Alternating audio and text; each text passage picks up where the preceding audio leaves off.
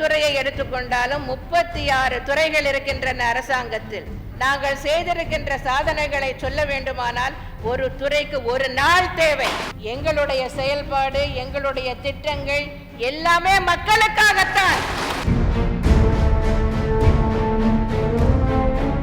சென்னை நகரத்திற்கு முன்னாள் முதலமைச்சர் ஜெயலலிதா நிறைவேற்றிய முக்கிய திட்டங்கள்.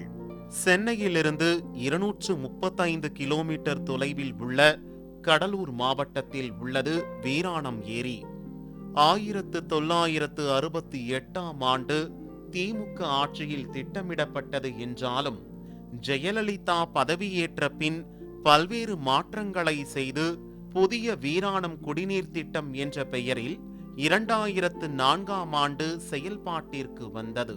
கடந்த 2004இல் தமிழகத்தில் சுனாமி பேரழிவு ஏற்பட்ட பின் கடலோர மீனவ மக்கள் பாதுகாப்பாக வசிக்க சென்னையில் எண்ணூர், திருவொற்றியூர், காசிமேடு, பட்டினப்பாக்கம் ஆகிய இடங்களில் ஆயிரக்கணக்கான வீடுகள் கட்டப்பட்டு மக்கள் குடியமர்த்தப்பட்டனர்.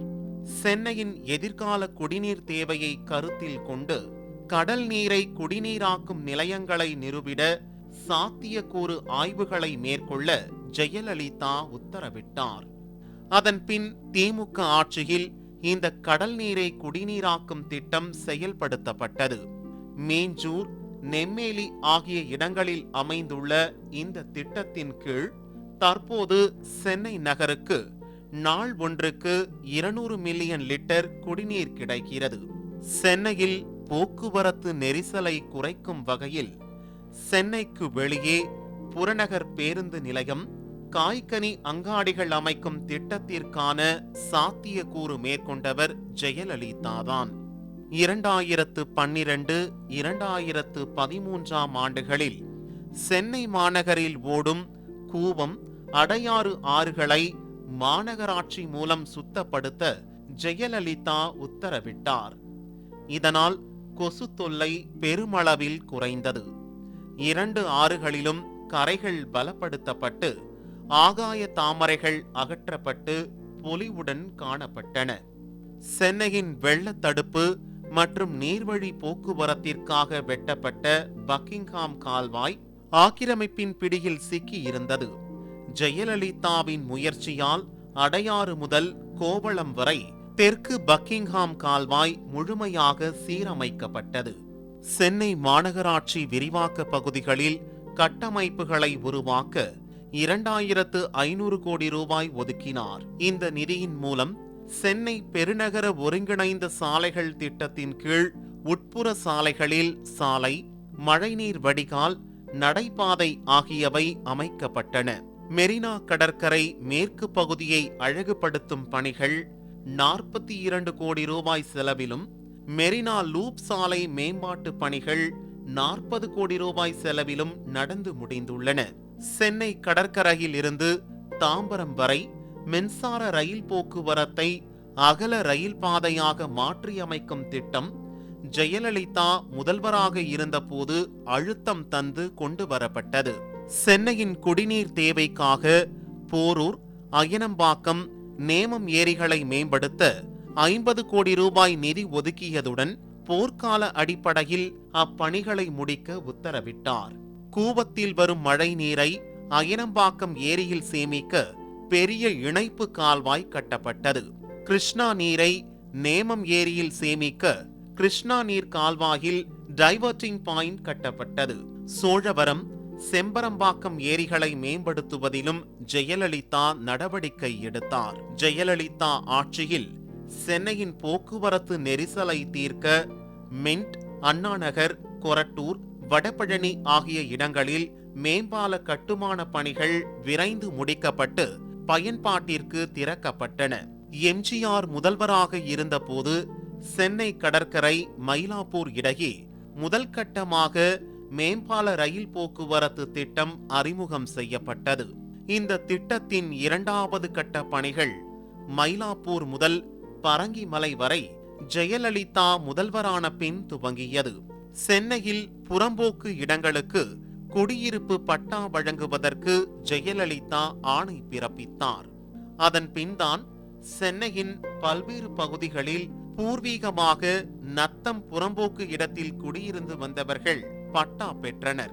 ஏழை மக்களுக்காக மலிவு கட்டணத்தில் பசியார நகரில் முதல் கட்டமாக 200 அம்மா உணவகங்களை மாநகராட்சி மூலம் துவக்கினார். தற்போது சென்னையில் மட்டும் 7 அரசு மருத்துவமனைகள் உட்பட 407 இடங்களில் அம்மா உணவகங்கள் வெற்றிகரமாக இயங்கி வருகின்றன. சர்வதேச அளவில் விளையாட்டு போட்டிகள் நடைபெறும் சென்னை நேரு உள்விளையாட்டு அரங்கம் ஜெயலலிதா ஆட்சியில் கட்டப்பட்டது. சென்னை மாநகராட்சி பள்ளியில் முதல் முறையாக மாணவர்கள் அங்கேயே தங்கி படிக்கும் விடுதியுடன் கூடிய வசதியை அறிமுகம் செய்தவர் ஜெயலலிதா. தற்போது 2 பள்ளிகளில் இந்த வசதி உள்ளது. சென்னையில் கொசு தொல்லையில் இருந்து மக்களை காப்பாற்ற முதல் முறையாக ஏழை மக்களுக்கு நகர் முழுவதும் 10 லட்சம் கொசு வலைகளை இலவசமாக வழங்க உத்தரவிட்டார். கடந்த பிப்ரவரியில் சென்னை மாநகராட்சி மூலம் இலவச சுத்திகரிக்கப்பட்ட குடிநீர் வழங்கும் திட்டம் செயல்படுத்தப்பட்டது. தற்போது 20 குடிநீர் ஆலைகள் மூலம் இந்த திட்டத்தில் நாள் ஒன்றுக்கு 1 லட்சம் லிட்டர் சுத்திகரிக்கப்பட்ட குடிநீர் விநியோகம் செய்யப்படுகிறது. கடந்த 2011-2016 அதிமுக ஆட்சியில் 6000 கோடி ரூபாய்க்கு கூவம் நதி மறுசீரமைப்பு திட்டத்தை முதல்வர் ஜெயலலிதா அறிவித்தார். 6 ஆண்டுகளில் படிப்படியாக செயல்படுத்தப்படும் என ஜெயலலிதா அறிவித்த இந்த திட்டத்தின் முதல்கட்ட பணிகள் துவங்கப்பட்டுள்ளன. கூவம், அடையாறு போன்ற நீர்வழி தடங்களிலும் NSC போஸ் சாலை, பாரிமுனை முத்துசாமி சாலைகளில் சாலையோரத்தில் வசித்து வந்தவர்களுக்கு மாற்று இடம் கொடுத்து ஆக்கிரமிப்புகளை படிப்படியாக அகற்றும் நடவடிக்கை நடைபெற்று வருகிறது. ஏரி, புறம்போக்கு நிலங்களில் வீடு கட்டினால் மின் இணைப்பு வழங்கக்கூடாது என்று உத்தரவிட்டார். சென்னை புறநகரில் பல நீர்நிலைகளில் ஆக்கிரமிப்புகளை அகற்றிய வரலாறும் உண்டு.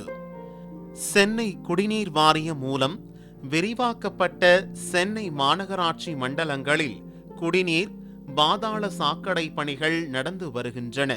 அடையாறு பூங்கா மறுசீரமைப்பு பணிகளில் ஜெயலலிதா ஆர்வம் காட்டினார். தற்போது அடையாறு பூங்கா பணியில் 2ஆம் கட்ட பணிகள் தீவிரமாக நடந்து வருகின்றன. அம்மா திரையரங்கம், அம்மா தங்கும் விடுதி, அம்மா மகளிர் தங்கும் விடுதி ஆகியவை விரைவில் செயல்பாட்டிற்கு வர உள்ளன. வேளச்சேரி, பல்லாவரம், கொரட்டூர், போரூர் ஆகிய பகுதிகளில் புதிய மேம்பால கட்டுமான பணிகள் நடந்து வருகின்றன. ஈகா தியேட்டர், வள்ளுவர் கோட்டம், தீநகர் தொடர் மேம்பாலம், தீநகர் உலகத்தர நடைபாதை வளாகம் போன்ற பிரம்மாண்ட திட்டங்களுக்கு ஜெயலலிதா ஆட்சியில் சாத்தியக்கூறு ஆய்வுகள் முடிக்கப்பட்டுள்ளன. இந்த திட்டங்கள் எதிர்காலத்தில் செயல்பாட்டிற்கு வர உள்ளன.